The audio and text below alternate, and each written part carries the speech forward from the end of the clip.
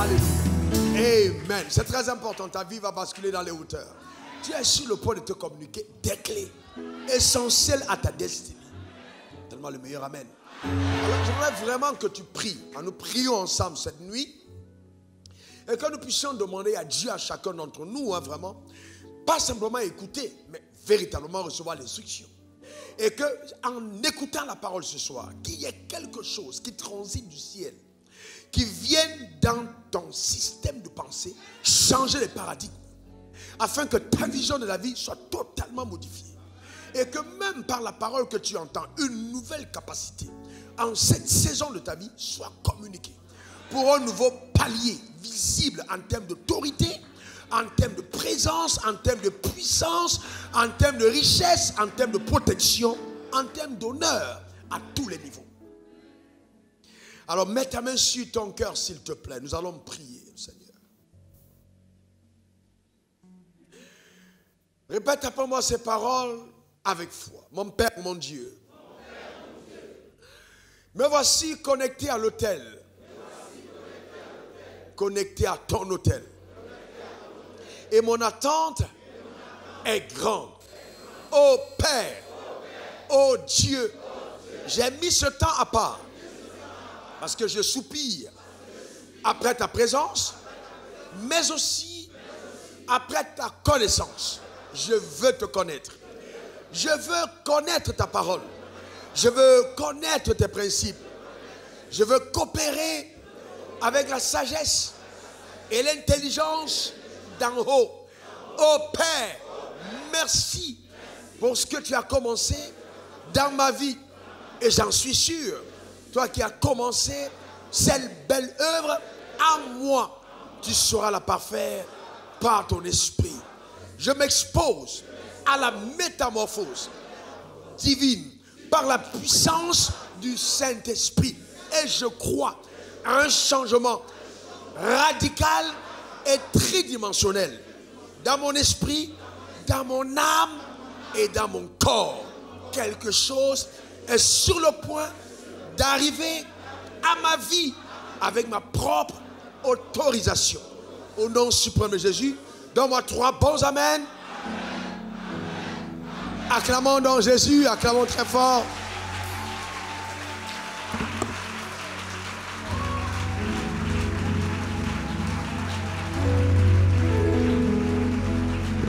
Je veux que ton acclamation traduise ton attente. Que ton acclamation traduise ton attente. Acclame comme quelqu'un qui attend quelque chose. Fais entendre un bruit dans le monde surnaturel. Quelqu'un qui attend quelque chose de la part de Dieu. Dans le nom suprême de Jésus. Alléluia. Amen. Amen. Maintenant que moi je prie pour la parole. Mon Père, je veux te rendre grâce pour ta fidélité. Merci pour cette connaissance que tu m'as gracieusement accordée, me confiant ainsi la haute responsabilité de la communiquer en toute intégrité au peuple sur lequel tu m'as établi et pour lequel tu m'as suscité comme ministre de l'Évangile en cette dispensation. Père, je prie dans le nom suprême de Jésus, ô Dieu, que toute personne qui est en contact avec cet enseignement d'une manière ou d'une autre donne un témoignage évident d'un chamboulement radical qui aura pris place dans sa vie à partir de la résolution qui naîtra de mettre en pratique la connaissance apprise dans le nom suprême de Jésus.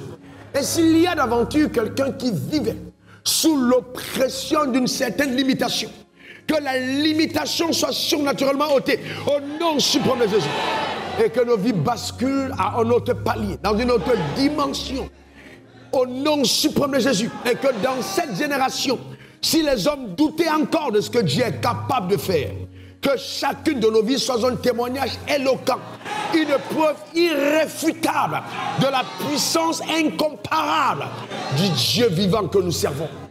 Père, nous nous plaisons à lire, à déclarer, à affirmer et établir que tu es le même hier, aujourd'hui et éternellement. Père, merci parce que nous n'avons pas été créés par toi, pour simplement lire ce que tu as fait avec Abraham, lire ce que tu as fait avec Isaac, ce que tu as fait avec Jacob, ce que tu as fait avec Joseph, ce que tu as fait avec David, ce que tu as fait avec Salomon ou avec l'apôtre Paul. Parce que tu n'as pas changé. Nous croyons, Éternel, que ta puissance est encore à l'œuvre aujourd'hui et que chacun d'entre nous sera transformé en un acteur incontesté dans la société et incontestable au nom puissant de Jésus, afin que par nous, dans le couloir de notre appel, ton règne s'établisse. Donne et tire certains d'entre nous dans notre système de pensée. Donne-nous de nous étendre de l'intérieur. Père, étire-nous de l'intérieur. Donne-nous d'aller plus loin que ce que nous avons imaginé, que nous sommes capables de faire. Béni sois-tu. Que ton nom soit glorifié au nom suprême de Jésus, j'ai prié. Quelqu'un dise Amen 3 fois. Amen, amen, amen. Tu peux t'asseoir dans sa glorieuse présence. Eh bien, comme j'ai dit, cette nuit, je viens avec un manteau de maître, c'est-à-dire avec la conscience d'enseigner et de transmettre, non simplement la connaissance, mais les mystères de Dieu. Amen, à une église sage et intelligente. Si tu es en contact avec cet hôtel, c'est parce que Dieu t'aime. Ta manière de dire Amen m'embête. Donc, intituler ce message pour cette saison, les 12 clés majeures du royaume. Les 12 clés majeures. Il y a tellement de clés, mais là je parle de 12 clés majeures. Hier, en introduisant, j'ai parlé de la création. Certains d'entre vous avaient peut-être compris, mais vous allez mieux comprendre tout à l'heure. Quand Dieu a créé le monde, il a créé le monde parce qu'il a eu un problème avec Lucifer. Enfin, la terre, je veux dire, il a aménagé la terre parce qu'il a eu un problème avec Lucifer et il a amené l'homme en manifestation pour donner à l'homme d'être dans une solution divine. C'est-à-dire une solution au problème de Dieu. Alors, ce qui peut être étonnant, c'est que quelqu'un dise, mais est-ce que Dieu peut avoir un problème? Oui, Dieu a eu un problème. Il a eu un sérieux problème avec Lucifer, il a voulu résoudre le problème. C'est comme ça que dans sa pensée a germé la création d'une espèce qui n'avait jamais existé. Et donc, le summum de la pensée est allé, et Dieu s'est permis, par sa grâce, de donner son image et sa ressemblance à cette création. C'est-à-dire, cette création serait vraiment la photocopie de Dieu. Exactement comme Dieu, engendré par Dieu, ayant en elle l'ADN de Dieu, la capacité de Dieu, la pensée de Dieu, la force de Dieu en elle. Et ça, c'est une pure grâce. Parce que Dieu, donc, nous a tous créés pour apporter une solution, justement, au problème qu'il a eu. Et la belle histoire, en ce qui te concerne, c'est que tu es né, tu as été créé le même jour qu'Adam, le même jour que Ève, le même jour que Jean-Baptiste, le même jour que David, le même jour que Salomon, le même jour que moi, le même jour que tes enfants qui vont naître ou tes petits-enfants qui viendront. Parce qu'en fait, le problème, c'est que Dieu n'a pas recréé d'autres hommes après la chute de l'homme. Non, l'homme avait déjà été créé. Donc, dans le plan parfait de Dieu, tu as été conçu avec la même intention que Dieu avait quand il a conçu Adam. Donc, être une solution au problème de Dieu dans ta génération. Est-ce que quelqu'un comprend ça? Et ça, c'est fondamental. Et j'ai dit encore, juste en rappel, que c'est pour ça que quand il manifeste dans le jardin, il le bénit. Bénit, ça veut dire quoi? Il apporte à l'homme tout ce qui est essentiel à sa réussite. Il apporte la caution du ciel sur l'homme. Il apporte le soutien du ciel sur l'homme. Et il parle en disant à la création, regardez bien cette espèce, cette personne qui vient est soutenue par moi. Et dans la bénédiction, on va donc créer une atmosphère qui doit obliger la coopération de la nature à l'égard de cette nouvelle espèce que Dieu suscite en dernier pour prendre le leadership de règne. C'est pourquoi dans toi, tu as les chromosomes et les gènes de la royauté parce que tu as été conçu pour régner. Toute personne qui veut t'amener à ne pas régner est en train de créer un dysfonctionnement inconscient et te mettre mal à l'aise quelque part à l'intérieur de toi parce que tu es appelé à régner. C'est dans ton ADN. Ce n'est pas une question de ton pasteur, c'est ton ADN. C'est ce qui réside en toi et que rien ne pourra changer. Nous sommes appelés à régner. Amen. C'est très très important. Et donc il dit, il bénit cet homme et puis après il lui donne une instruction. Et la Bible dit, après avoir béni l'homme, il dit, je te donne le fruit d'apportant de la sémence, sans ta nourriture. Vous observez quand vous lisez la Bible que chaque mot est important. Voyez-vous, et le problème c'est que ceux qui réussissent à aller loin avec Dieu sont ceux qui font attention aux mots, les détails. Les petits détails font de grandes différences. Quand on lit la Bible, on s'arrête sur les détails. Je te donne le fruit d'apportant de la sémence. Et à tout animal des champs, je donne du fruit, je donne de l'herbe des champs. Donc il dit, l'animal mange sans sémence. Mais l'homme créé à mon image, quand il mange, doit discerner l'existence d'une sémence dans sa nourriture. Alors voyez-vous, pendant longtemps, juste pour vous introduire et vous montrer la beauté de ce qu'on va voir, ça va être juste éblouissant. Alors, ce qui est intéressant, c'est que beaucoup de personnes se limitaient à l'église. Oh oui, il faut s'aimer, tu vas réussir. Tu vas s'aimer. Tu as donné l'argent à l'église plusieurs fois. Est-ce que tu as réussi? Il y a beaucoup qui ont donné 10 offrandes, ils n'ont pas réussi. Parce qu'en fait, la sémence au départ, si vous ne comprenez pas que c'est une loi qui englobe d'autres lois, vous ne réussissez pas. J'explique. Quand il dit je donne fruit pendant la sémence, il est en train de dire alors, voyez l'arbre là a de la sémence. Donc voilà, tu veux survivre sur terre, il faut manger de ces fruits de cet arbre. Il suscite, il donne à l'homme la réponse à ses appétits. C'est-à-dire, si tu as faim, voilà ce que tu manges. Et donc la faim indique l'existence d'un repas qui est déjà là. Voyez-vous? Donc quand tu as faim, c'est parce qu'il y a quelque chose qui est déjà en place pour toi. C'est le fruit de l'arbre. De deux, l'effort d'aller à la quête de ce qu'on veut manger. Tu vas aller toi-même monter sur l'arbre, tu vas aller cueillir l'arbre, le fruit toi-même. 3, la sélection, c'est-à-dire tu dois être à même de faire une différenciation entre la chair consommable et la sémence à préserver. Ça, c'est encore une autre loi, dans la même loi de la sémence. Ensuite, parce que j'ai dit de ne pas manger la sémence, en gardant la sémence, tu appliques encore une autre loi qui est la loi de l'obéissance. Et parce que tu obéis à Dieu et tu choisis de ne pas faire ce que tu veux faire, tu appliques une autre loi qui est appelée la loi de l'honneur. Je suis en train d'honorer mon Dieu. Et parce que Dieu t'a parlé, tu déclenches donc maintenant ta sagesse et ton intelligence pour passer à l'action. Donc il y a 2 lois combinées. La loi de la sagesse, la loi de l'intelligence pour discerner le territoire où je dois placer cette espèce de sémence. Donc il y a tout ça qui est en marche quand on parle de sémence. Mais si tu penses que la sémence est juste une enveloppe que tu viens déposer, tu passes à côté. Et c'est pourquoi pendant longtemps, quand on a dit aux gens, ah tu sèmes, tu seras riche, les gens ne sont pas devenus riches. Parce que en fait, l'offrande du dimanche ne te rendra pas riche. Je te le dis clairement, jamais ne te rendra riche.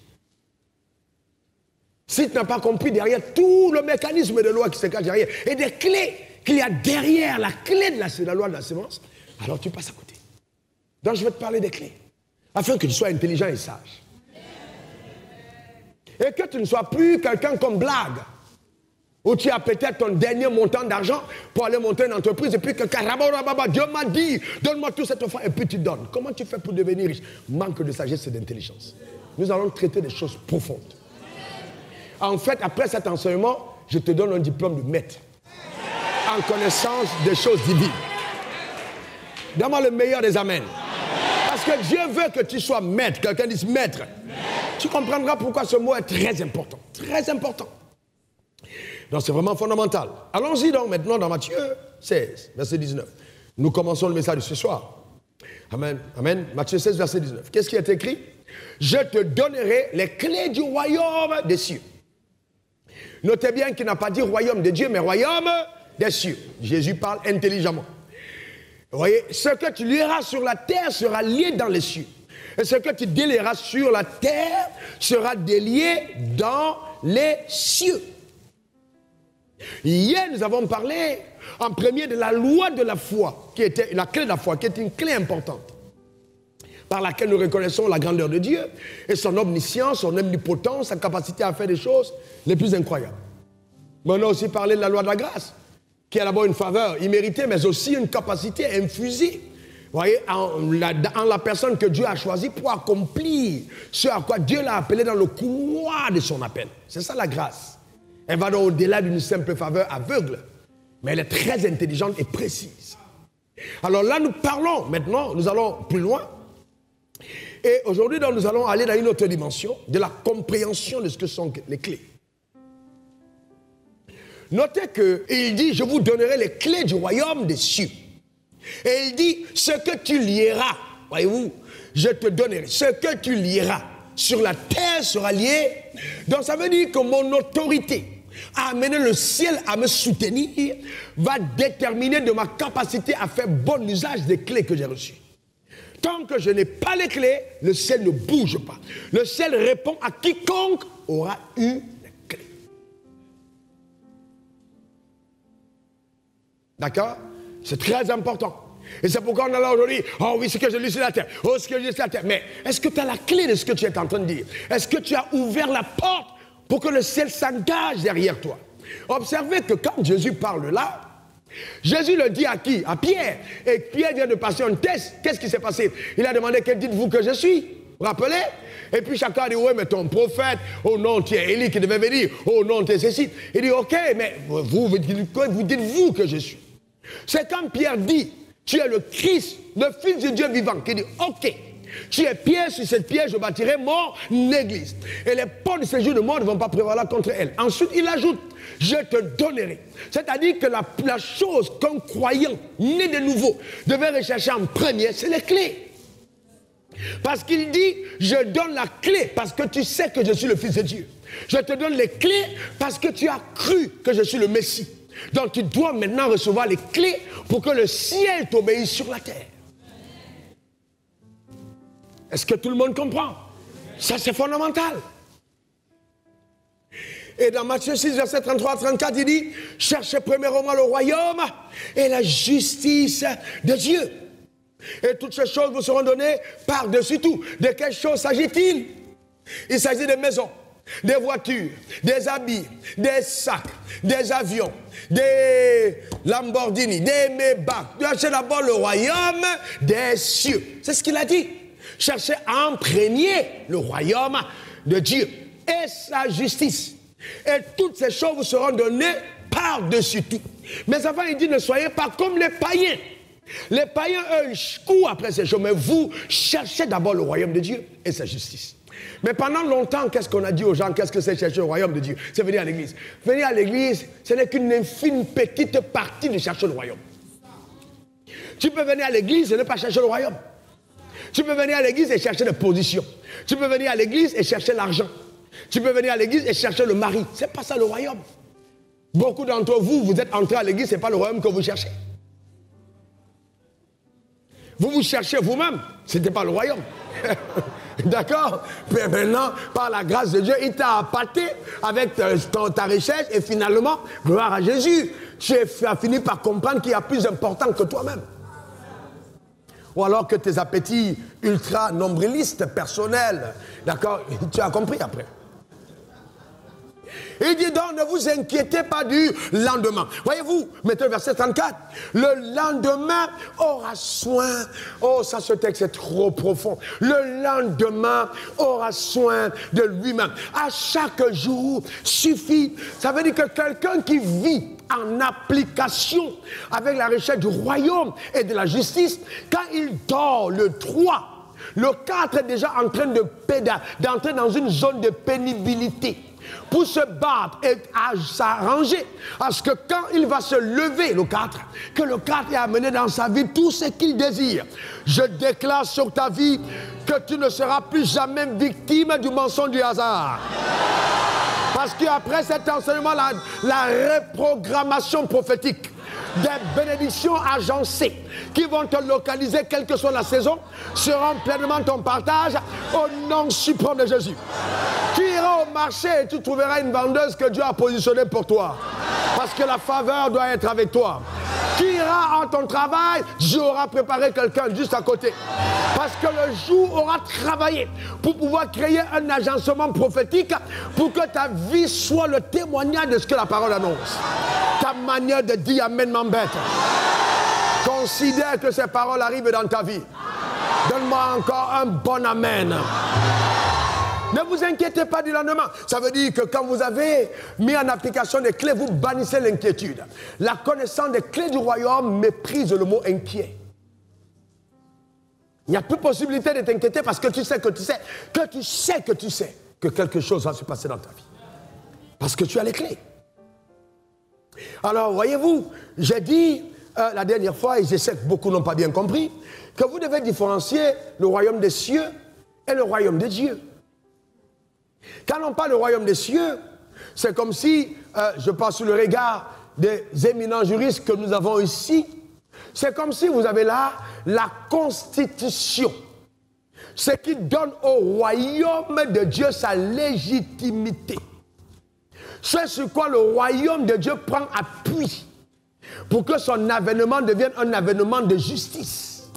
Car le royaume de Dieu ne consiste pas au manger au bois, mais à la justice. Donc s'il n'y a pas de justice, il n'y a pas de royaume. Et quand on parle de justice, on parle de loi. On ne peut pas parler de justice sans loi. Donc l'avocat te défendra sur la cause de la base d'un code pénal ou civil. Donc il faut une loi qui donne justement force à l'avocat d'apporter ta défense. D'accord? Donc c'est très important. Donc quand on parle du royaume des cieux, on parle là de la constitution, de ce qui donne au royaume des cieux. Voilà, voyez-vous, d'avoir force de soutien au royaume de Dieu. Et le royaume de Dieu, c'est l'avènement du règne de Dieu dans toute sa plénitude.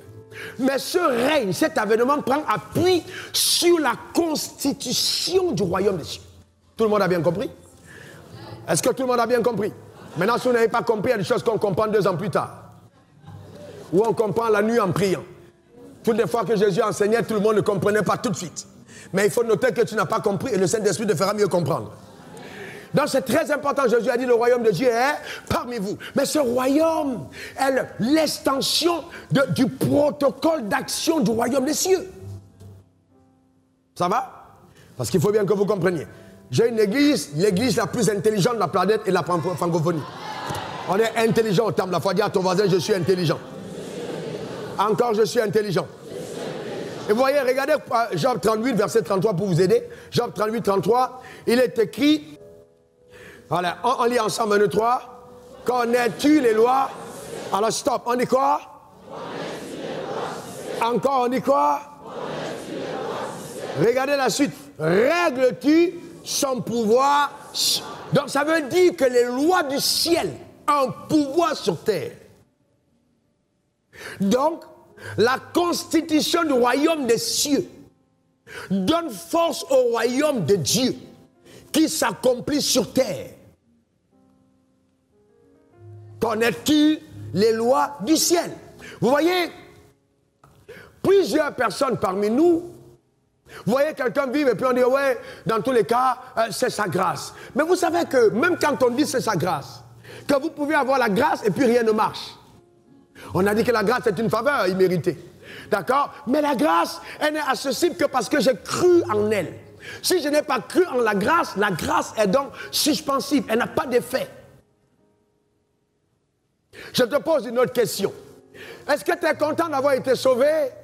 Oh, s'il te plaît, réponds-moi, tu es sauvé, tu es content? Alors maintenant, qu'est-ce que tu es devenu? Quand tu es né de nouveau, Dieu t'a donné le pouvoir de devenir. Est-ce que tu es vraiment conscient du fait d'être enfant de Dieu? Lève la main. Très bien. Lève ta main. Eh bien, Ange, regardez toutes ces personnes. Ils disent qu'ils sont contents. Lève la main. Alors, maintenant, baisse ta main. Donc, Dieu dit, tu dis, tu es content d'être devenu enfant de Dieu. Donc, si tu es devenu enfant de Dieu, ça veut dire que tu as la capacité de Dieu en toi.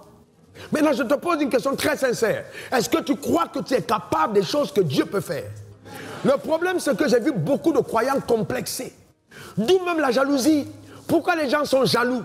C'est parce qu'ils méconnaissent qui ils sont et quels sont leurs droits en ce qu'ils sont. Donc c'est pour ça qu'on peut être jaloux. Donc beaucoup d'entre nous, nous disons que nous sommes enfants de Dieu, mais nous méconnaissons tout ce qui se rattache au fait d'être ce que nous sommes. Et c'est pourquoi vous allez voir des personnes s'apitoyer sur la couleur de leur peau. C'est ignoble que nous soyons au 21e siècle et que nous ayons des croyants qui ont la prétention de penser que parce qu'ils sont noirs, ils sont moins intelligents que le blanc. C'est juste incroyable de voir le complexe que nous déployons, nous, dans nos sociétés, quand un blanc est devant nous. Ou le complexe qu'un blanc peut déployer devant certains noirs. Parce que le blanc ne peut pas être complexé supérieur vis-à-vis de moi. Ce n'est pas possible. Parce que je sais à l'intérieur de moi que je ne suis ni au-dessus d'un blanc, ni au-dessus d'un métis, ni au-dessus d'un autre noir, mais je suis simplement au-dessus de la race humaine. Tu as vu? Le problème, c'est que quand je le dis, tu ne le crois pas. Je suis au-dessus de la race humaine parce que je ne suis plus un humain. À partir de ce moment, je n'ai pas de complexe. Donc vous ne pouvez pas me dire qu'un humain, parce qu'il fait les fétis, il y a le doudou, il a ça, il peut ma tête. Je suis au-dessus. Dans la conscience de mon identité, de la grâce qui est mienne, qui a fait de moi un enfant de Dieu, par le déploiement de ma foi en cette grâce, me préserve et m'accorde une faveur particulière. Que cela soit ton partage au nom suprême de Jésus. Oh, ta manière de dire Amen m'embête. Alléluia. Et donc tu dois savoir qui tu es. C'est ça aussi la grâce.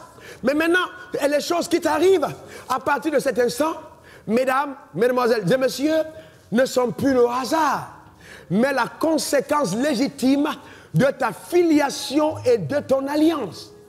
Donc c'est à cause de ça que ton cas est spécial. C'est pourquoi tu ne peux pas être dans un avion qui crache et tu meurs. Parce que tu es un enfant de Dieu. Bien, quelqu'un te dira, oui, mais qu'en est-il de ceux qui ont craché? C'était ceux qui ont craché. Mais ceux qui ont craché, ce n'est pas toi. Le drame, c'est qu'il ne faut pas penser que ton voisin de banc à l'église tu dois subir les mêmes choses que lui. Parce que vous êtes là, mais vous n'avez pas les mêmes clés. Vous n'avez pas les mêmes clés. Vous n'avez pas les mêmes clés, frère. Vous comprenez ce que je suis en train de dire? Vous pouvez côtoyer la même grâce et ne pas avoir accès aux mêmes choses. Tout dépend de toute la prédisposition qu'il y a derrière. Voyez-vous, c'est vraiment important. Et donc, les gens vont vous dire, ouais, vraiment, il est chanceux.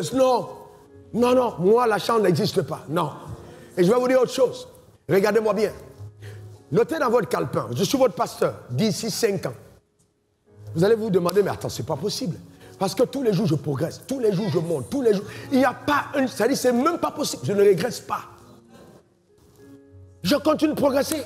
Et toi et moi, on va progresser. Toi et moi, on va monter. Toujours et toujours. Non, on va continuer d'avancer. Est-ce que quelqu'un comprend ça? Maintenant, je vais vous montrer pourquoi. Mais vous savez aussi que quand on parle de ces lois, j'ai parlé de la loi des clés qui, en fait, chaque clé est cachée dans une loi. Vous devez comprendre que la loi, c'est l'ensemble de principes dont la mise en application a des conséquences prédictives. C'est-à-dire, on peut prévoir. Alors, je vais aller plus loin. Et je vais vraiment vous dire ça.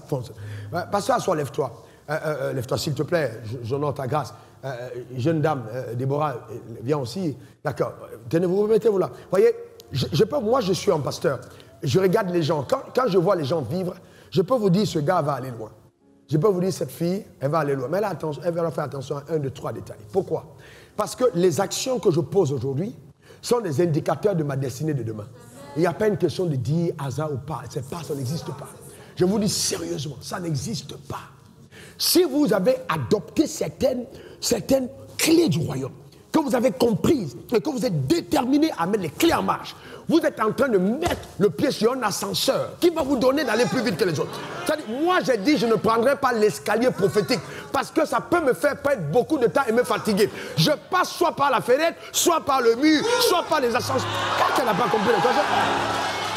Non, le problème, c'est ça. Vous devez comprendre, frères et sœurs, que vous devez désirer dans votre cœur des choses que Dieu seul est capable de faire. Et donc, pour moi, le hasard n'existe pas. Pas possible. Et personne ne peut ombrager mon futur. Personne ne peut stopper ma trajectoire. Personne ne peut arrêter ma course. C'est même pas possible. C'est une perte de temps. C'est une perte de temps. Si quelqu'un a misé contre mon échec, il a déjà échoué. Si quelqu'un a parié contre ma perte, il est déjà perdu. Si quelqu'un veut me voir mourir, il est déjà mort. C'est une évidence, frère. Et ces choses sont visibles tous les jours. Pourquoi? Parce que j'ai compris certaines clés. Lesquelles clés je veux te les transmettre gratuitement.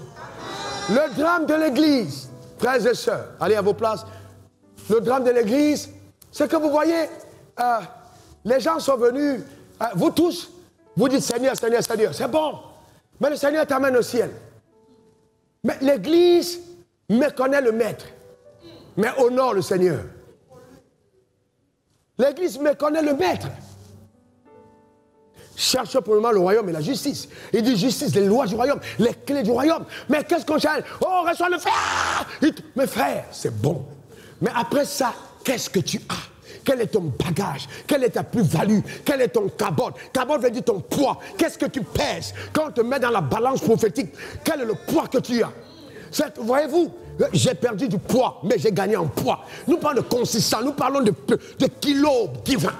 Une valeur, une charge intérieure qui fait que même quand tu marches, le vent est obligé de coopérer avec ta démarche. Il y a quelque chose qui se passe.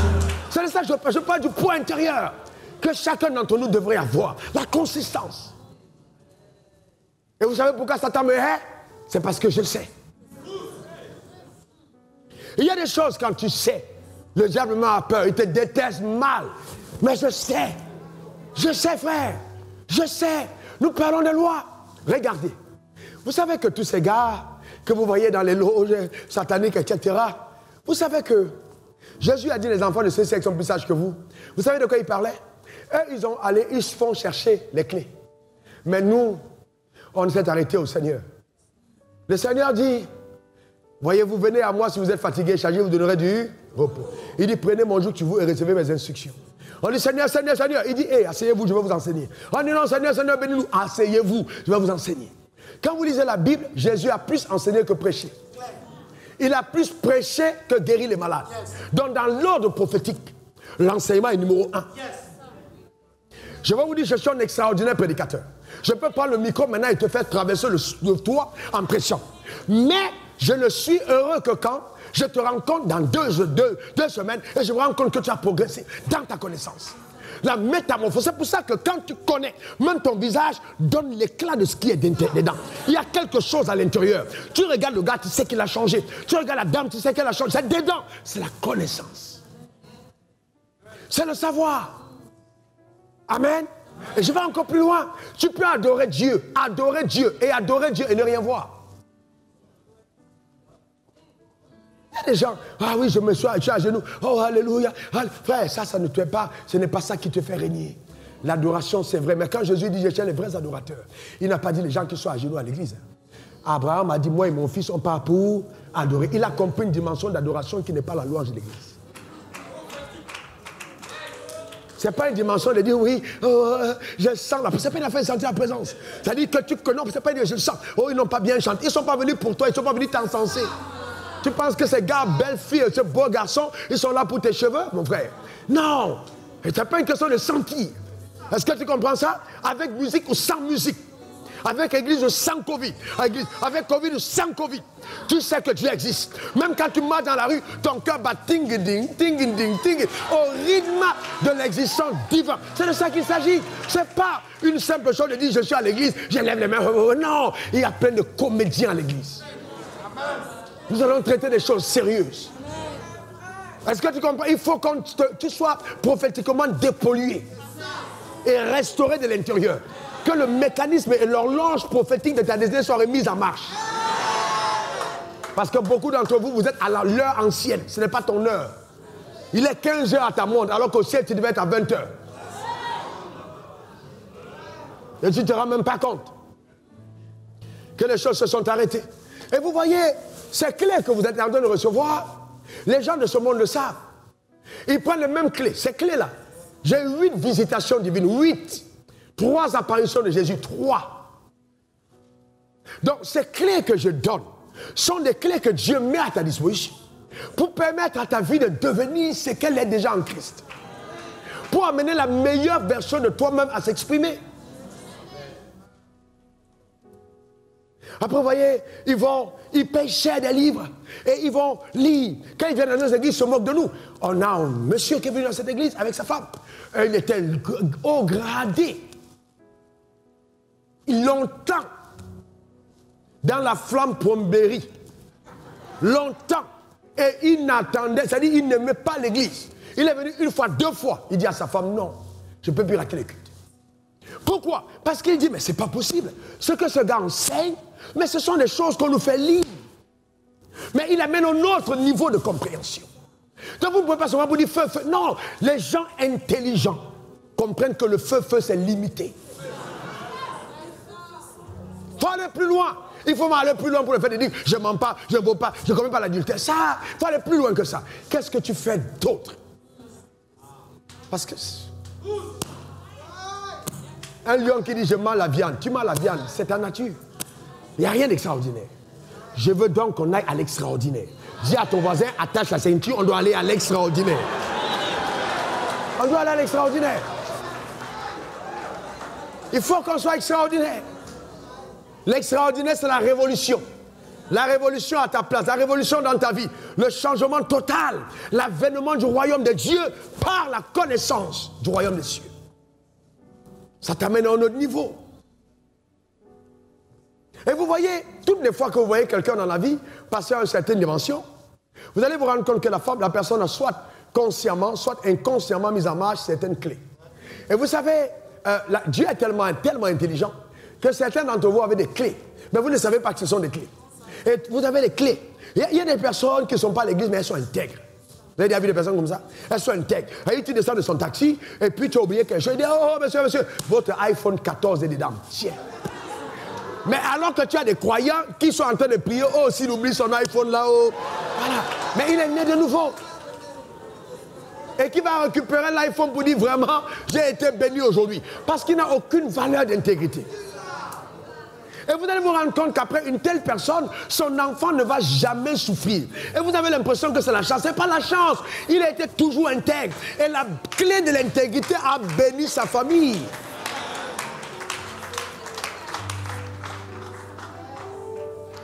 C'est très important. On dit non, c'est le hasard. Non, il n'y a pas de hasard, frère. Je vais t'amener à démystifier le hasard. À toi-même mettre l'agenda de tomber dans le mur et dire voilà comment les choses vont se passer les années à venir. C'est aussi simple. Je vous pose une question. L'homme qui va au champ et qui met ses arachides en terre, est-ce qu'il peut vous dire quand est-ce qu'il va venir récolter? Est-ce qu'il va vous dire? Il peut vous dire quand il vient récolter? Pourquoi? Pourquoi est-ce qu'il peut dire quand il récolte? Parce qu'il connaît la saison de la récolte. Et il y a aussi moi, demandez à ma femme, il y a des moments où je sais que nous sommes à une période de basculement pour une autre saison. Souvent, je dis à Blessing, je dis Blessing, ça va bouger sur moi. Voilà, telle chose va arriver. Pourquoi? Parce que je sais comment ça marche. Un jour, tu es dans mon bureau, Dieu dit, enseigne ça à tes fils. Et vous voyez, je viens au bureau, nous sommes toujours pas encore touchés à la troisième loi. Hein. Je viens au bureau et puis j'appelle certains de mes fils qui avaient du mal à comprendre comment est-ce que la faveur marche. Et je prends une offrande d'1 million, je dis, bon, ok, voilà ce que je vais donner à l'église. Et ils étaient autour de moi. J'ai dit, Dieu m'a demandé de vous montrer ça. Quand je prends 1 million, c'est 1 million, c'est rien du tout. Mais je n'ai pas donné en portion d'ailleurs, je donnais en offrande. Et puis, la semaine d'après, quelqu'un m'appelle de la France. Une semaine plus tard, il me dit, je ne peux plus me contenir. Dieu m'a mis à cœur de te donner 1 million d'euros. Alors je vous pose une question. Quand Dieu me dit, enseigne ça, montre à tes fils. Pourquoi est-ce qu'il dit montre? C'est parce qu'un derrière montre à tes fils que le mystère de la provision divine n'est pas rattaché au fait de trop prier, mais d'obéir. Et c'est pourquoi vous avez des gens qui prient, ils prient, mais rien ne marche. Et ceux-là deviennent jaloux et aigris. Quand ils te voient béni, ils sont convaincus que tu as mis la main quelque part. Mais oui, c'est pas faux, tu as mis la main quelque part. Tu as touché une clé. Tu as touché une clé, tu as une clé. Tu as mis la main quelque part.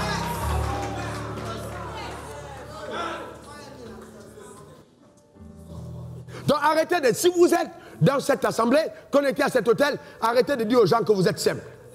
Non, vous ne pouvez pas être... Non, vous n'êtes pas simple. Non, tu n'es pas simple. Non, dis je ne suis pas simple. Non, déclare, je ne suis pas simple. Confesse, je ne suis pas simple. Comment tu peux dire que tu es simple? Après toutes les choses qu'on a, les déclarations qu'on fait sur ta vie, tu es simple comment? Tu n'es pas simple. Tu n'es pas simple. Tu as mis ta main quelque part. Tu as mis ton cœur quelque part. Il y a quelque chose que tu as touché, qui est plus dangereux que le masque, qui est plus puissant que le fétiche, qui est dangereux, plus dangereux que les masques. Tu as touché à quelque chose de terrible, qui amène ta vie à un autre niveau. Je suis un guichet automatique de bonheur. Quelqu'un n'a pas compris de quoi je parle. Ouvert 24 heures sur 24. Tu es en connexion avec moi, tu ne peux être qu'heureux. C'est pour ça que ceux qui pleurent, ils commencent à rire. Ceux qui étaient malheureux deviennent heureux. Les gens qui étaient tristes deviennent joyeux. Parce que c'est le guichet automatique distributeur de bonheur. Reçois ta part au nom suprême de Jésus. Devant le meilleur des hommes, dis encore Amen. Amen. Nous parlons du royaume des cieux. Dis à ton voisin, royaume des cieux. Et royaume de Dieu. C'est de ça qu'il s'agit. Donc nous parlons de là, vous voyez, cherchez premièrement le royaume. Et quoi? Et la justice. Donc le royaume, c'est la personne de Jésus. J'entre au ciel parce que j'ai accepté Jésus. Répète après moi, j'entre au ciel parce que j'ai accepté Jésus. Encore. Une dernière fois. Maintenant, la deuxième chose que vous devez comprendre, c'est que vous déplacez le ciel parce que vous avez reçu les enseignements de Jésus. Donc le ciel, tu vis le ciel sur terre. Pas à cause de la personne, mais à cause des enseignements. Donc, la personne de Jésus t'amène au ciel. Mais les enseignements et les principes, les clés que Jésus donne, déplacent le ciel. C'est pourquoi il a dit, ce que vous lirez sur la terre sera lié dans le ciel à cause des clés que vous avez reçues. Donc sans clés, je ne vis pas le ciel. Et qu'ils sont nombreux les croyants qui ne vivent pas le ciel. Qu'ils sont nombreux les croyants qui ont occulté tous les bénéfices rattachés au ciel.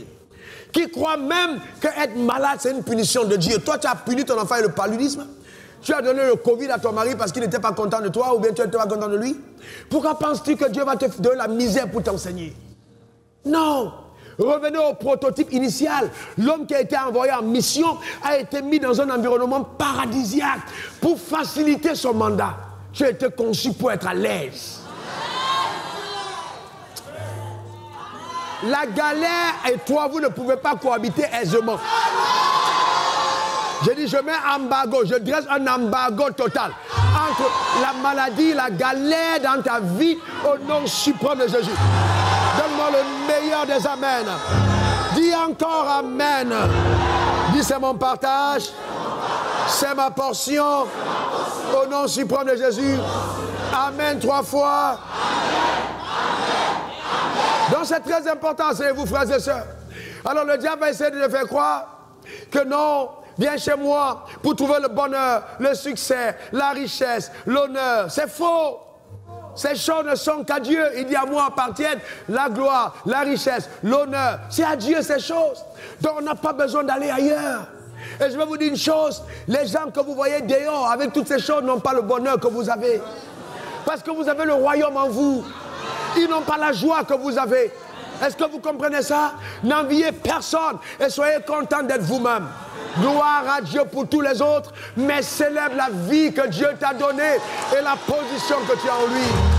Sois heureux. C'est très important. Satan est un roublard, un menteur et manipulateur. Vous connaissez comment est-ce qu'il est rusé? Comment peux-tu demander au Créateur de l'univers, prosterne-toi devant moi, je te donnerai ce royaume et toute leur gloire. Celui qui a créé ces choses-là, tu veux lui dire, prosterne-moi? Et c'est la même chose pour certains d'entre vous. Viens, prosterne-toi devant moi, je te donnerai. Satan ne peut rien te donner de durable. Rien du tout. Chaque fois qu'il te promet quelque chose, c'est un indicateur que c'est déjà à toi. Avant qu'on ne continue, dites-moi, pourquoi est-ce que tous les gens qui vont dans les sectes ne deviennent pas chefs d'État? Pourquoi ils ne deviennent pas ministres? Pourquoi ils ne sont pas directeurs de cabinet? Vous savez pourquoi? Parce qu'en fait, ce n'est pas eux. Le diable regarde, il voit ton étoile en Dieu et il va te corrompre pour que tu viennes le servir et il te fait croire que cette étoile, c'est lui qui te l'a donnée. Ce n'est pas vrai, c'est Dieu qui te l'a donnée. Sauf que tu as choisi le mauvais maître. Et j'aime dire ceci, et je le répète encore plus calmement en cette fin d'année, ne permets jamais à Satan de satisfaire, de combler l'appétit que Dieu a suscité. Je reprends, ne permets pas à Satan de combler l'appétit que Dieu a suscité. Si Dieu suscite ton appétit, c'est qu'il a dit à la nourriture. Tu ne mangeras pas à la table du diable. Déclare, je ne mangerai pas à la table du diable. Encore, je ne mangerai pas à la table du diable. Alors, ce qu'il faut comprendre concernant les clés, c'est qu'elles ouvrent les portes fermées. Les clés ouvrent les portes fermées. Celui qui a les clés, il n'y a plus de fermeture. Donc, c'est fermé pour t'attendre. En fait, si on rentre chez toi, dans ta chambre, c'est fermé aujourd'hui. Parce que tu as les clés. Donc, quelqu'un va dire, oh, la porte est fermée. Non, c'est fermé pour préserver ce qui est à toi. Donc, si tu arrivais devant les portes fermées, c'est parce que simplement, elles t'attendaient parce que tu es supposé venir les ouvrir. Je déclare l'ouverture. Je déclare l'ouverture. Je déclare l'ouverture. Je déclare l'ouverture. Au nom suprême de Jésus. Donne-moi 3 bons amen. Alléluia. Assieds-toi calmement encore. Assieds-toi. Et de deux, les clés te permettent de jouir de ce qui est à toi. Est-ce qu'il vous est déjà arrivé de rentrer chez vous? Oh, j'ai laissé mes clés au bureau. Et puis là, souvent, vous êtes pressé pour prendre une expression purement ivoirienne. Pipi te sert. J'ai jamais compris comment on peut dire que pipi te sert. Mais en tout cas, on dit pipi te sert. T'as compris ce que j'avais dit? C'est-à-dire, tu as envie d'uriner. Et puis la porte est fermée. Te voilà devant ton portail. Où sont les clés? Où sont les clés? Où sont les clés? Où sont les clés? Où sont les clés? Est-ce que... Amen. Il faut faire attention, frère. Les clés, il ne faut pas jouer avec. Il faut mettre les clés là où tu peux les avoir, même tout le temps. Donc les clés que je viens de te communiquer, ce n'est pas pour oublier à la maison. Il faut avoir les clés sur toi à tout moment parce qu'elles vont ouvrir des portes. Donne-moi le meilleur des amens. Dis encore amen.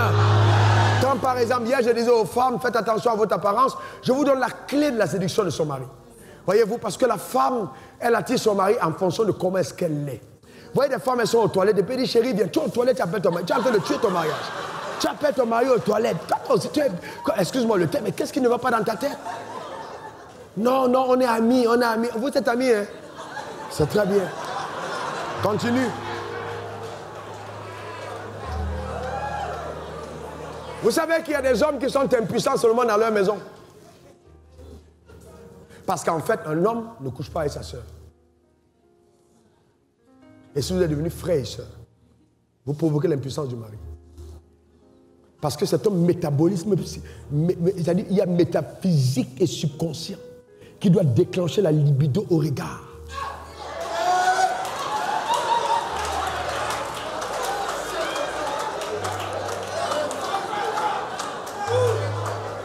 Donc si tu n'as pas compris ça, non, si tu n'as pas compris ça, tu vas perdre ton temps en pensant que tu dois... Non, fais attention, fais très attention. Même quand tu dors, comment est-ce que tu dors? Quand ton mari rentre, ce n'est pas les pagnes déchirées. C'est dit vraiment, je comprends. C'est terrible. Et on dit, on prie. Et vous voyez, tout à l'heure, quand on parlait, j'étais en train de réfléchir, je dis, mais si l'église avait été instruite tout le temps, les gens allaient comprendre. C'est important. Nous détruisons le mariage parce qu'on ne comprend pas les clés de la vie. Lisez dans l'Ancien Testament. Lisez, c'est la même Bible. Comment est-ce que Esther a gagné le cœur du roi? C'était une préparation. C'est une préparation. Tes essais, on ne sait pas depuis combien de temps, c'est la forêt du Banco. Il y a des choses, c'est incroyable quoi en fait. C'est incroyable. Et vous voyez,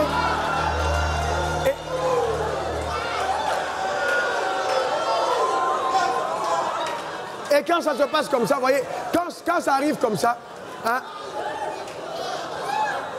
après vous dites non, non. Après vous dites non, non, non, non, vraiment, ma famille a été attaquée. Non, non, c'est pas une attaque. C'est pas une attaque. C'est pas une attaque. Vous voyez, Jésus a dit, vous êtes dans le monde, mais vous n'êtes pas. Je reviendrai dessus une autre fois. Ton mari, tu as juste quelques temps. Il vient le soir à 20h, souvent 21h. Il te voit 1h30 de temps. Et il dort, il se réveille le matin, peut-être quand tu dors encore, il part. Mais toute sa journée, il est devant les prophétesses de Baal. Avec des talons de 55 centimes. Avec les cheveux qui sont venus du Brésil, d'autres sont venus de la Chine, d'autres sont venus de la Suède. Toi, les yeux, mais c'est incroyable. Et l'homme, il subit toutes ces pressions. Et il dit, j'aime ma femme. Il rentre à la maison, il dit, non, c'est pas possible ça. Il est fâché parce que quand il voit sa femme, il est traumatisé par l'image qu'il voit. Vous voyez?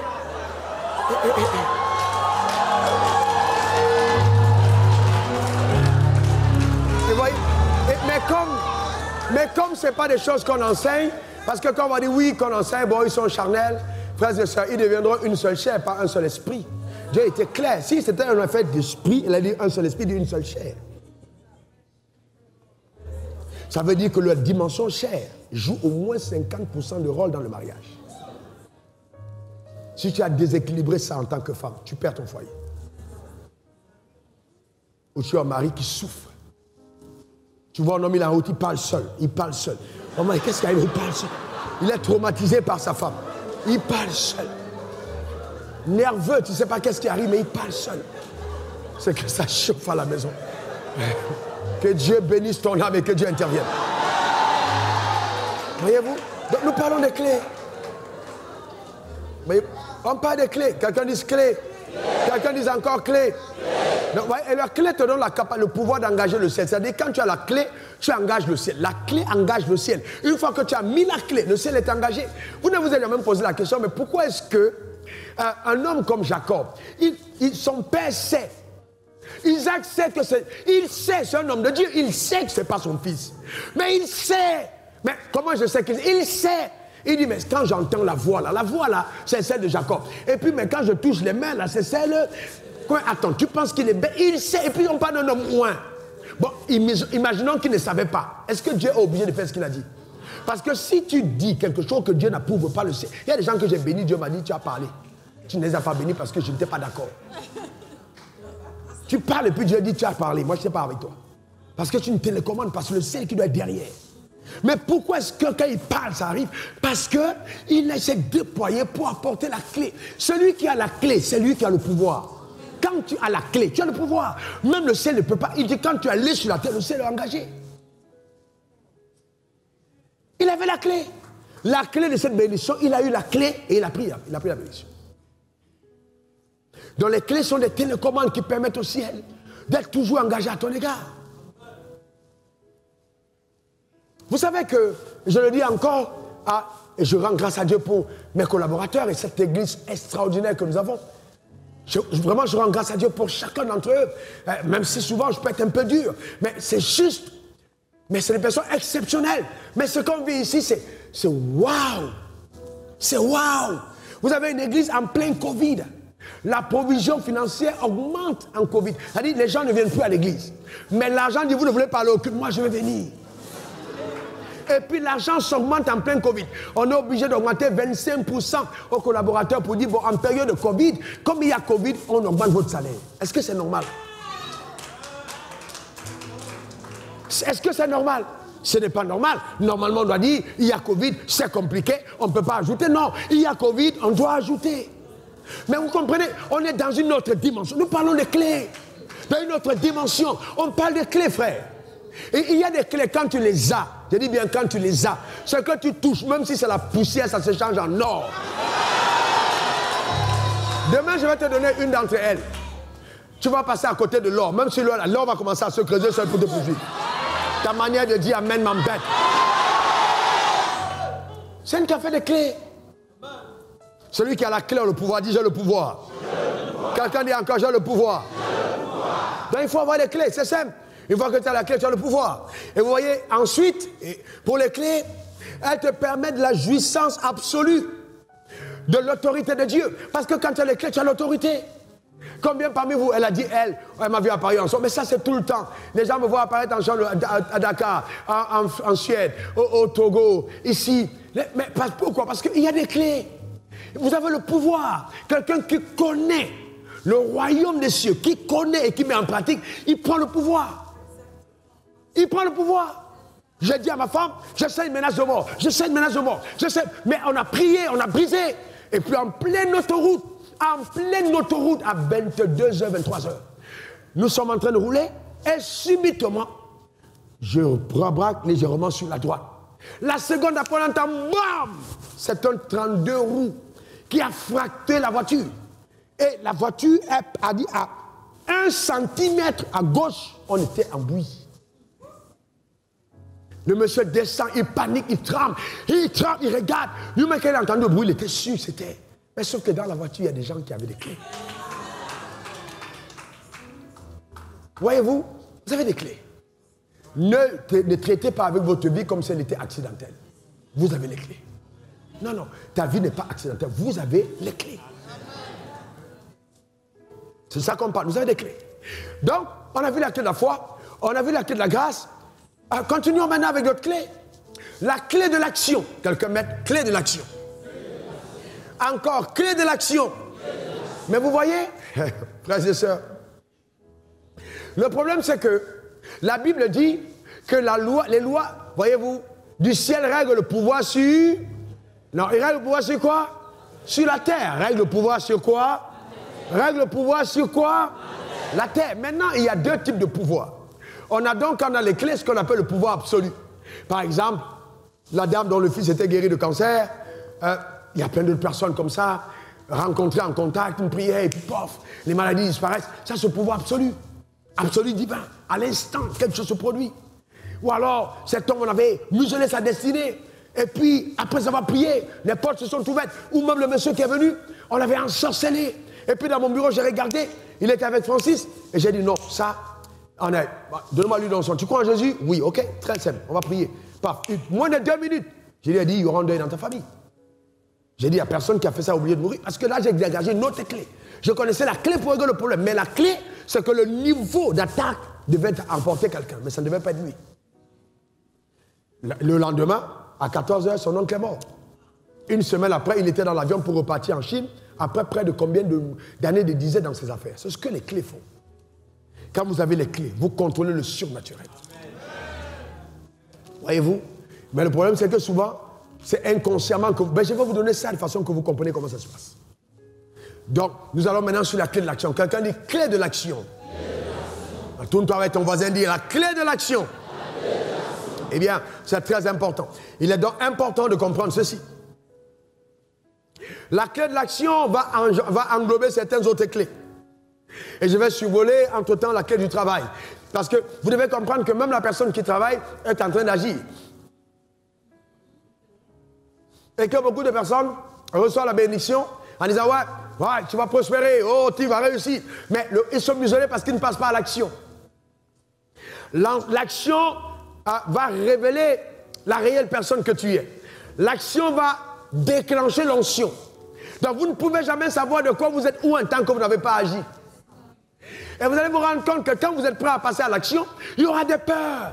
Est-ce que je peux faire ça? Est-ce que je vais y arriver? Quand Dieu te dit vas-y, il y a des peurs. Celui qui avait un talent, il n'est pas passé à l'action, il a eu peur. Mais la peur te tétanise, la peur t'empêche de découvrir qui tu es. Passe à l'action, tu verras. Le drame de l'église, c'est que nous sommes constamment là à chanter, à crier, frères et sœurs. Ce que tu fais ici n'aura aucune incidence dans ta vie si tu ne continues pas de faire quelque chose en dehors de l'église. Tu dois passer à l'action. Et vous voyez, le drame, c'est que si je vous pose la question à vous, quels sont ceux qui agissent, vous êtes nombreux. Mais est-ce que tu agis pour manger? Le royaume de Dieu, ce n'est pas le manger, le boire. Donc si tu passes à l'action seulement pour avoir ton salaire, tu n'es pas en train de coopérer avec le royaume. Donc il y a une action de subsistance et il y a l'action de destinée. Il faut discerner les deux. Je peux agir pour subsister. J'agis pour manger. Et quelqu'un d'autre agit pour obéir à Dieu. C'est deux actions différentes. Je peux être médecin, comme mon docteur. Médecin, vous voyez, avant qu'elle ne fasse le choix, on a eu une discussion sur ma fille. Et j'ai dit, vas-y dans ce que tu crois. Elle m'a dit, je vais faire psychiatrie. J'ai dit, elle, pas toi aussi, tu vas aller faire quoi, il est fou. Non, mais c'est ce qu'elle sentait. Voyez-vous, ce n'est pas vraiment quelque chose que j'aurais fait. Mais comme elle sentait, j'ai compris qu'elle entre dans un couloir spécifique de son appel. Parce qu'il faut quelqu'un de loin pour aider les gens fous. Et là, elle ne travaille plus seulement pour le salaire, mais elle est en train de coopérer, coller le travail avec la vocation. Le drame, c'est que beaucoup d'entre nous agissons pour notre ventre. Tant que ce n'est que ton ventre, le ciel n'est pas pleinement engagé. Donc il faut faire une différence entre celui qui agit pour son ventre et quelqu'un qui agit pour sa destinée. Même chose avec le révérend Hervé. On a parlé ensemble des Havre Hervé. Quand moi j'ai été attaqué au tribunal et que j'ai vu qu'on peut aller en prison en étant innocent. J'ai dit, révérend Hervé, vraiment, il faut que tu fasses quelque chose. Dans ton couloir, je ne pense pas qu'il soit là par hasard. Enfin, il faut faire quelque chose. Et j'étais étonné de voir. Il met sur pied une plateforme pour aider les gens. Ça veut dire qu'il va avoir son salaire. Ne pense pas que tu vas venir faire ce truc gratuit, non. Mais ensuite, il va aider. Ouais, la société dans un couloir précis. À partir de ce moment, tu colles le travail avec une vocation. Il y a des pasteurs travailleurs. Il y a des pasteurs de vocation.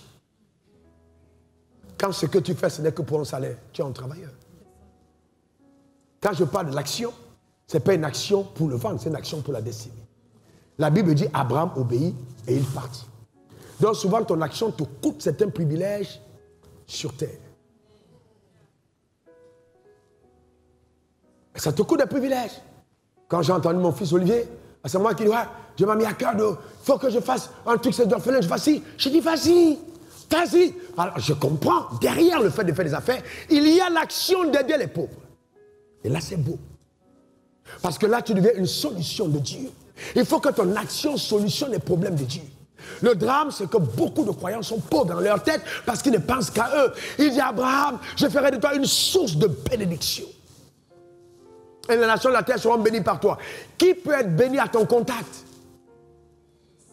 Là, je te pose une question. Quels sont les gens qui peuvent se réjouir dans leur maison à cause de ton existence? Il faut que ton action amène la réjouissance. Il faut que ton action puisse satisfaire le cœur de Dieu. Et le drame, c'est que beaucoup de personnes à l'église passent à côté de ce que c'est qu'agir. Noé, divinement averti, construisit l'arche. Qu'est-ce qu'il a fait? Il a construit, c'est par la foi. Il a construit l'arche. Qu'est-ce que tu construis? Qu'est-ce que tu es en train de bâtir pour Dieu? Est-ce que vraiment Dieu t'a parlé? Qu'est-ce que tu es en train de faire? Donc nous sommes en fin d'année, on bascule vers un autre mois, mais une autre année. Mais qu'est-ce que je suis en train de faire? Suis-je en train d'agir conformément à la parole qui m'a été adressée? Et c'est ça le drame.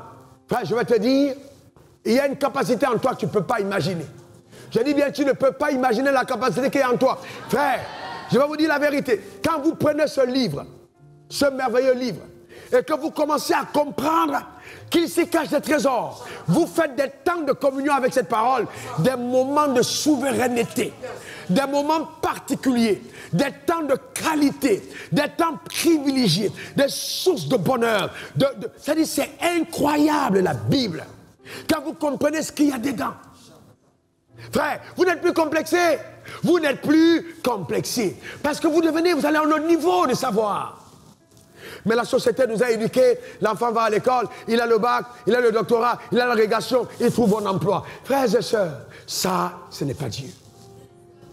Je ne suis pas contre l'éducation, mais je suis contre le fait d'être employé. Je ne suis pas contre travailler, mais je suis contre le fait d'être employé. Un employé, c'est muselé. Je peux travailler, mais en comprenant la perspective d'être employé de Dieu dans mon travail. Ça change tout. Ça change tout. Ça change totalement et radicalement tout. Ça ne veut pas dire qu'on ne doit pas travailler. Non. Mais comment, dans quelle perspective? Qu'est-ce que j'ai à cœur? Qu'est-ce qui bat dans mon cœur? Quelles sont les choses que je recherche? Qu'est-ce qui brûle à l'intérieur de moi? Il y a quelque chose que Dieu t'a appelé à faire et que personne d'autre sur cette terre ne fera comme toi. Tu ne dois pas te permettre d'entrer en 2021, d'aller à l'année qui suit sans avoir osé poser un pas vers ton rêve, poser un pas vers ta destinée, poser un pas vers ce à quoi Dieu t'a appelé. Même si ça demandera de mourir, alors sois prêt à mourir. Mes frères et sœurs, il y a des moments où tu dois dire au revoir à ce que tu avais l'habitude de faire pour entrer à un autre niveau. C'est important. Il faut passer à l'action. Il faut agir. Dis à ton voisin, je dois agir. Non, dis à ton voisin, je dois agir. C'est important, c'est même impératif. Tu dois passer à l'action. Et beaucoup de gens sont là, ils chantent. Ils dansent devant Goliath. Goliath attend. Il ne faut pas chanter simplement. On cherche un homme. Dieu dit, je cherche un homme. Il cherche un homme, il cherche une femme. Tu es cette femme. Déploie donc la puissance de Dieu. Suis-moi bien. Il y a le pouvoir absolu, mais il y a aussi le pouvoir ordonné. Le pouvoir absolu agit en souveraineté. On ne comprend pas comment ça marche. Mais le pouvoir ordonné suit un ordre. J'explique. Pour mettre ta main sur ta tête, dis je suis intelligent et sage. Je n'ai pas peur des choses complexes. Parce que je suis en Dieu, car engendré par Dieu. Je coopère aisément avec les choses difficiles à comprendre. Car le Saint-Esprit qui est en moi m'explique toutes choses et rend accessible le savoir élevé au nom suprême de Jésus. Amen. Amen. Eh bien, voyez-vous, donc quand je parle du pouvoir, le pouvoir ordonné, par exemple, regardez Rodolphe, ou alors, viens, qui peut venir d'autre? Qui est Rodolphe? Viens, oui, viens. Voyez-vous, il fait à peu près 1m75 par là. D'accord? Et donc, vous le voyez, il est là. Mais il est né de quoi? D'une femme. Est-ce qu'une femme peut donner naissance à un gars de 1m75?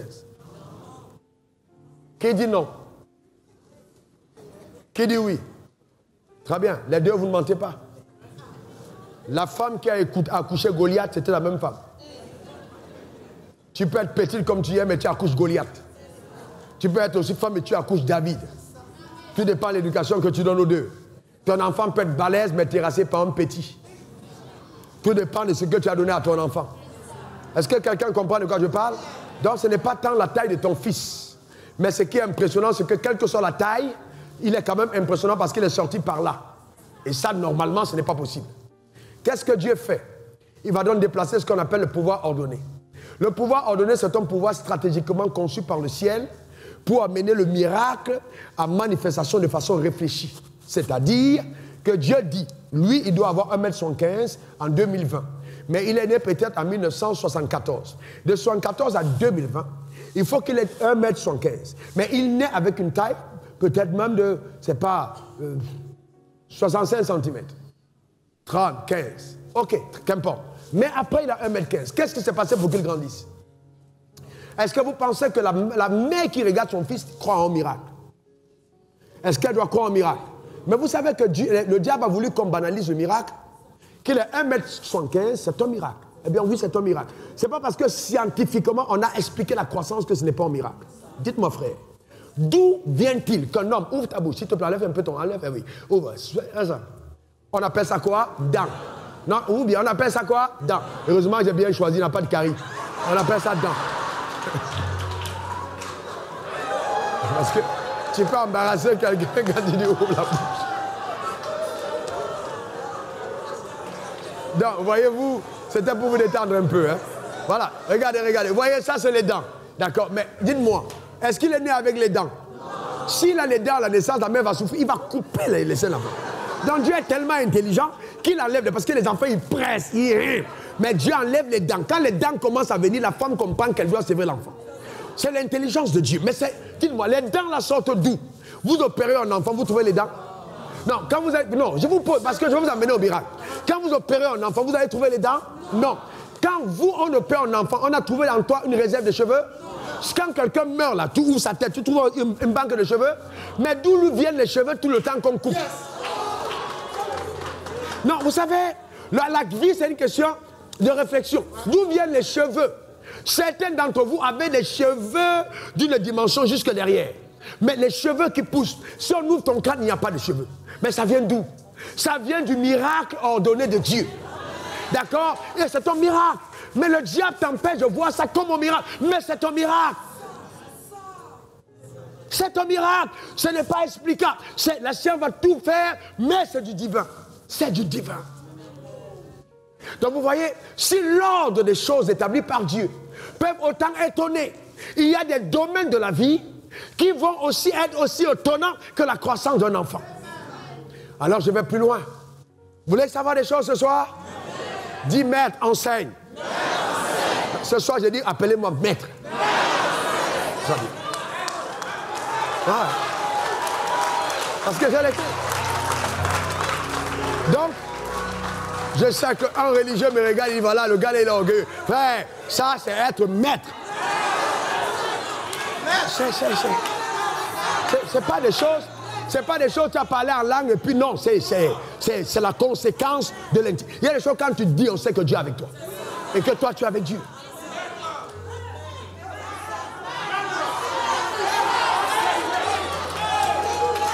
Donc, tu prends, voyez-vous, les cheveux poussent. Donc, on dit, ouais. Mais attention, il y a des domaines dans lesquels tu peux aussi provoquer de façon visible et remarquable avec le temps une croissance visible. Donc si on le voit physiquement, et le monde physique est la transposition du monde spirituel, il y a donc dans le monde spirituel une capacité de croître et de devenir balèze comme il a grandi. Mais le facteur temps intervient. Alors qu'est-ce qui se passe à l'église? On veut tout instantané, sans processus. Tu es entré à l'église en 2020, en juillet, en novembre tu dis j'ai rien vu, tu pars. Tu es un perdu. Il y a quelque chose qui ne va pas dans ta tête. Vous comprenez ce que j'ai entendu? Parce que tu ne comprends pas que c'est le processus. Quelqu'un dit processus. Quelqu'un dit encore processus. C'est un processus. C'est un processus. C'est un processus. La vie répond au processus. C'est un processus. Frères et sœurs, pasteur, ne soyez pas intimidés. Le révérend frère me disait, oh, mais le niveau de bagage que tu as, on ne l'a pas encore. Je dis, tu vas y avoir. Tu vas avoir plus que ça. Parce que plus je lui ai dit, je crois en toi. Tu vas avoir plus que ça. Et je souhaite que tu aies plus que ça. Ce n'est qu'une question de temps.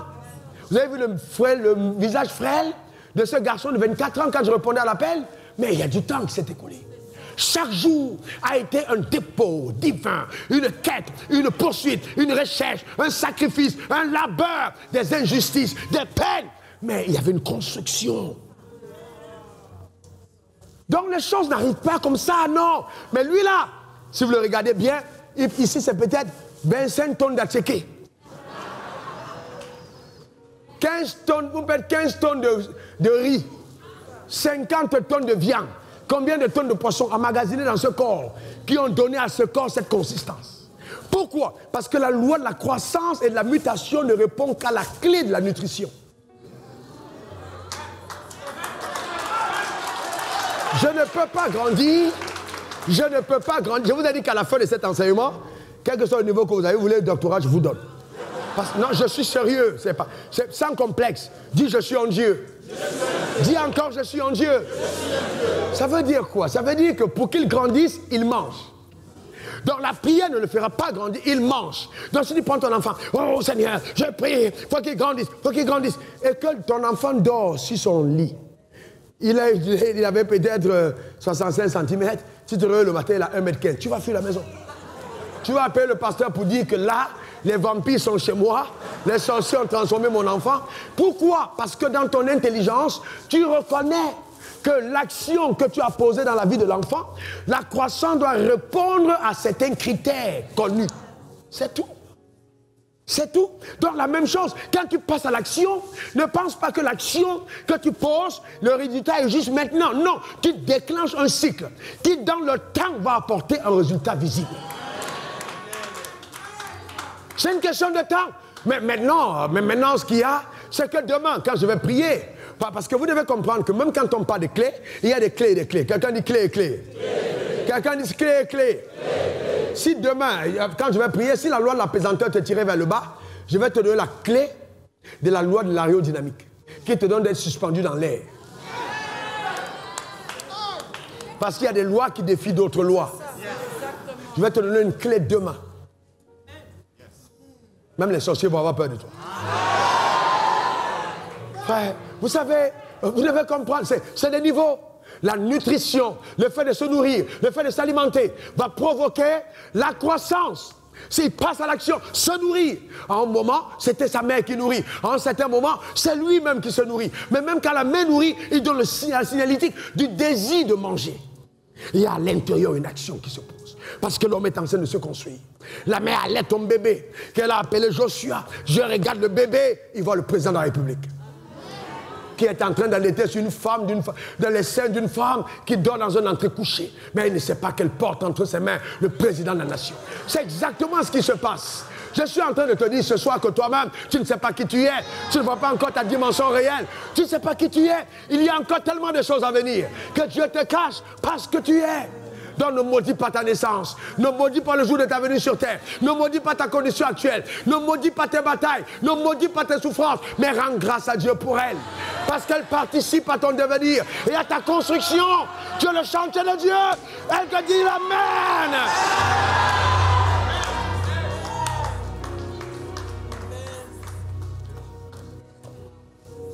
Je respecte vos engagements de demain.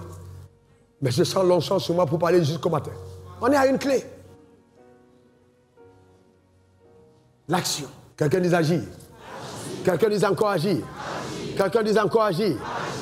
Voyez-vous, vous ne pouvez jamais savoir de quoi vous êtes capable tant que vous n'avez pas agi. Il faut agir. Voici à la place. Agir et agir. L'action, c'est fondamental. Mais agissez en droite ligne avec votre destinée. Vivez pour elle. Vivez pour servir aux intérêts de Dieu.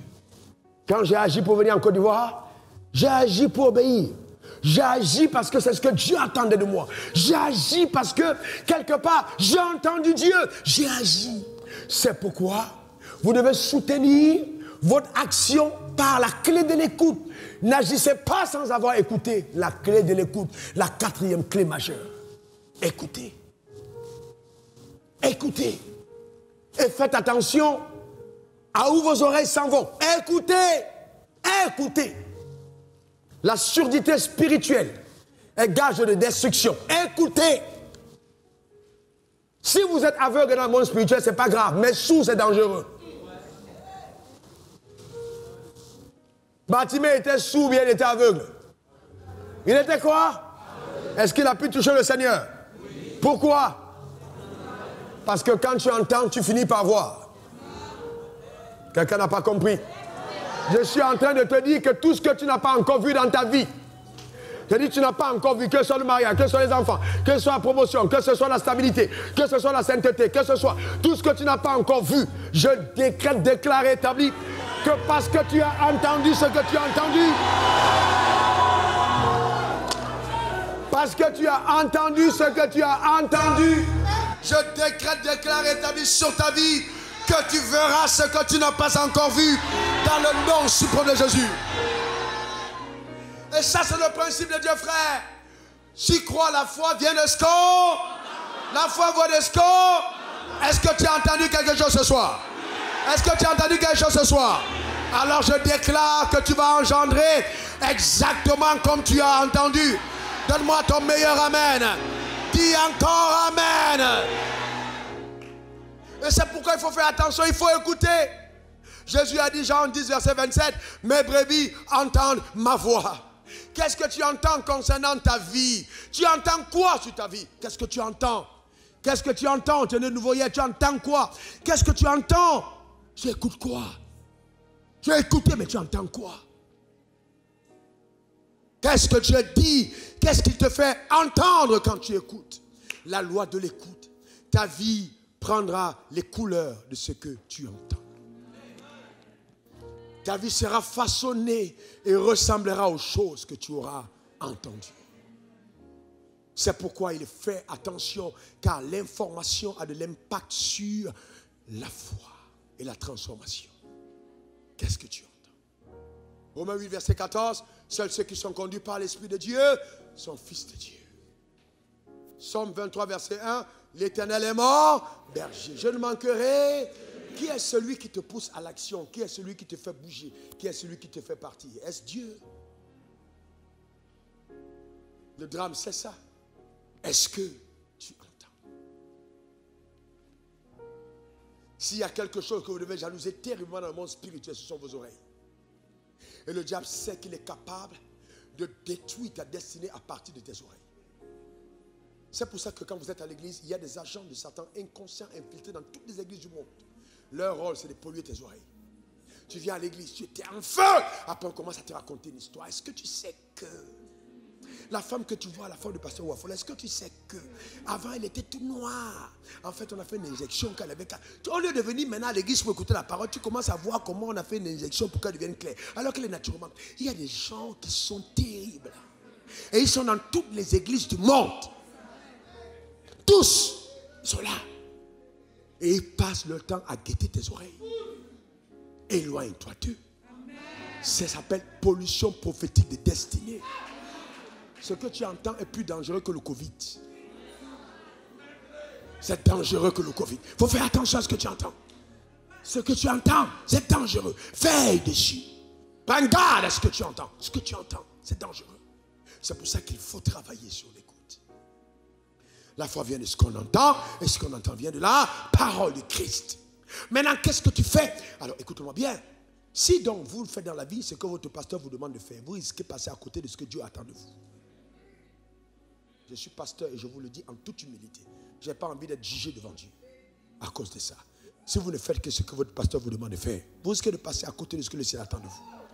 Tout pasteur a une prétention de faire de vous l'objet de sa réussite. C'est une protection rattachée à son manteau. Quand on fait les statistiques de l'église, on a tel nombre.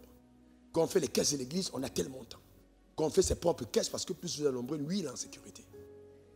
C'est pas mauvais non plus. Mais attention, qu'est-ce que Dieu t'a demandé de faire?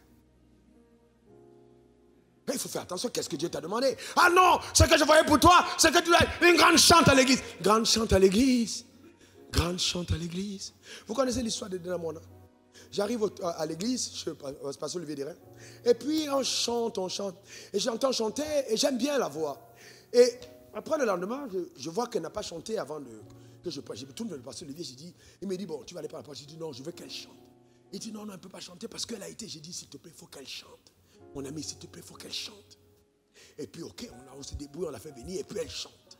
Et puis avant qu'elle chante, et puis après, j'ai dit, pasteur Olivier, laisse-moi rencontrer cette dame.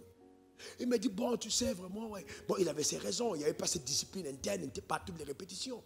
Et puis je lui dis, tu sais, cette dame qui a chanté, elle a un appel du corps. Elle n'est pas appelée à l'église. Son niveau n'est pas à la chorale. La chorale, là, elle ne peut pas. C'est comme si vous mettez l'aigle avec les poussins. Là où elle est arrivée, là, elle a des ailes. Il faut qu'elle prenne une autre dimension, qu'elle aille à un autre niveau. Est-ce que quelqu'un comprend ça? C'était une autre dimension. Et je la reçois, je parle avec elle, je dis, c'est ce que je reçois de toi, c'est ce que tu es. Faut aller dans ton appel. Fais ce à quoi Dieu t'a appelé. Fais ce que tu ressens. Frères et sœurs, il y a quelque chose qui brûle en toi, que toi seul comprendras, que Dieu a placé dans ta vie. Fais-le! Mais s'il te plaît, explique-moi quand même avant de faire. Même si je n'ai pas compris, explique-moi quand même. Il ne faut pas commencer à dire, tu as dit fais-le, je suis parti faire. Viens quand même expliquer. Même si je n'ai pas compris, je vais comprendre. Fais ce que Dieu t'a appelé. Frères et sœurs, vous pensez que tout ce qui existe dans le monde a déjà été fait? Il y a des choses qu'on doit faire qui n'existent pas encore sur terre, mais qui sont représentées par toi. Qu'est-ce que Dieu t'a dit? Qu'est-ce que tu écoutes? Fais-le! Oh pasteur, non, moi ce que je dois faire, frère, je ne peux pas tout savoir. Je peux transformer à l'église quelqu'un du protocole qui est supposé être l'homme politique le plus influent de la nation. Et puis tous les jours, je suis là, protocole. Frère, il faut aller au-delà de ce qu'on te donne à l'église comme responsabilité. Poursuis tes rêves intérieurs. Cours après ça. Vas-y pour ça, frère. Vas-y. Ma soeur, lève-toi. Fais ce à quoi Dieu t'a appelé. Que personne ne t'arrête. Fais-le. Non, on n'a jamais vu ça. Mais c'est normal. Dieu ne t'a pas appelé pour répéter ce qui a déjà été fait. Tu es spécial. Tu es particulier. Tu es unique. Et ne t'arrête pas à tes erreurs. Les gens qui agissent commettent des erreurs. Parce que l'erreur, c'est la meilleure école pour apprendre. Ceux qui ont peur de commettre des erreurs ne vont jamais agir. J'aime les gens qui commettent des erreurs. Ouais, je préfère quelqu'un qui a pris le blé, il a essayé une affaire, ça n'a pas marché, que quelqu'un qui a pris le blé, il a fui. Ouais, échouer, ça fait partie du processus. Donc passe à l'action, n'aie pas peur. Relâche ce qui est en toi. Passe à un autre niveau. Fais ce que Dieu t'a appelé. On n'a jamais vu quelqu'un dans notre village qui a réussi dans les affaires. Enfin, c'est pour ça que tu es né dans ton village. Tu es l'antithèse des mensonges familiales. Tu es l'antithèse des choses qui sont produites avant. C'est pour ça que Dieu t'a appelé. Relâche. Relâche ce qui est à l'intérieur. Relâche. Relâche. Passe à l'action. C'est de ça qu'il s'agit. N'aie pas peur. N'aie pas peur. N'aie pas peur. N'aie pas peur. Frères et sœurs, ce que je fais, maman Élise, comme ministère, je n'ai pas vu ça à l'église. Je n'ai pas vu mes pasteurs faire ça. Je n'ai pas été dans une église qu'on a climatisée. Je n'étais pas allé dans une église où on dit, on va prendre les instruments des derniers cris. Non, je n'ai pas vu ça. Mais j'ai senti à l'intérieur. J'ai écouté en moi que j'avais quelque chose de différent. Laissez pousser vos ailes. Je reprends, laissez pousser vos ailes. Laissez pousser vos ailes. Laissez pousser vos ailes. Tu peux avoir été allaité par la poule. Laisse pousser tes ailes. Laisse pousser tes ailes. Il y a des oiseaux qui grandissent dans des nids qui ne sont pas de leur espèce. Mais laisse pousser tes ailes. Ce qu'aborde le ciel est en train de te dire. Tu es obligé d'aller à un autre niveau, une autre dimension. Relâche ce qui est en toi. Cours dans le couloir. Passe à l'action. N'aie pas peur. Vas-y.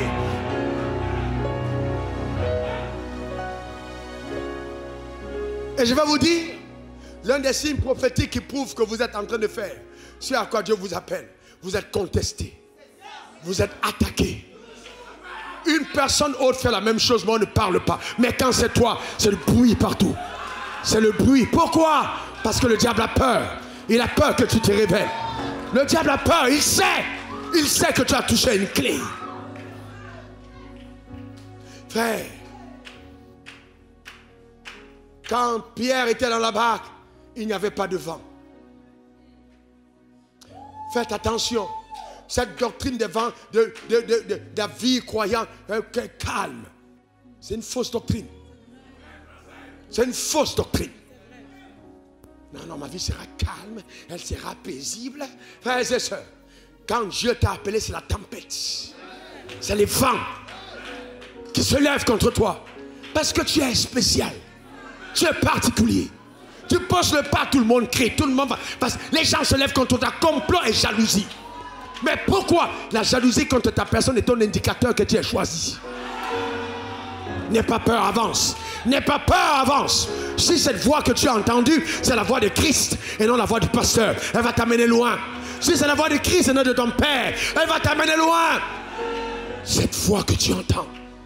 Alors, écoutez-moi, vous religieux, brigands et voleurs, bandits, comme Jésus a dit. Je vous pose une question.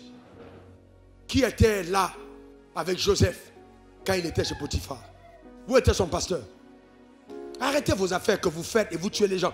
Où était son pasteur? Où était le pasteur de Joseph? À quelle église Joseph partait? Joseph n'était-il pas un homme de foi? Je vous pose une question, répondez-moi s'il vous plaît. Si, n'a-t-il pas donné les autres sur ses os? Qui lui a dit ça? Une voix intérieure. Ce n'était pas un prophète. Il y a des choses que tu ne feras jamais si tu n'écoutes pas cette voix intérieure. Cette chose qui te parle et qui te pousse la nuit. Cette chose qui est en toi et qui te secoue. Qui te dit fais un orphelinat. Qui te dit bâtis, fais ça. Quelque chose à l'intérieur. Souvent ça peut être ton mari même ou ta femme qui veut détruire cette chose. Mais tu dois te lever. Tu dois te lever. Tu dois te lever. Allez plus loin que ça. Tu ne peux pas mourir femme de quelqu'un alors que tu es née fille de Dieu. Tu n'as pas compris parce que c'est prophétique et c'est philosophique. Tu ne meurs pas femme de quelqu'un parce que tu es née fille de Dieu. Au-delà de ton mari, il y a ton père. Ne falsifiez pas votre destinée pour un homme qui après va vous mettre au placard pour prendre une autre fille. Qu'est-ce qu'il y a à l'intérieur? Bats-toi jusqu'à ce que ce qui est en toi soit accepté par tout le monde autour. Bats-toi pour ça.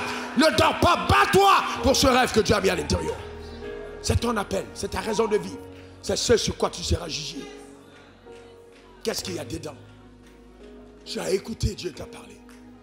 Pierre est dans la barre. Pierre est là. Et puis, il dit, si c'est toi, ordonne que je vienne.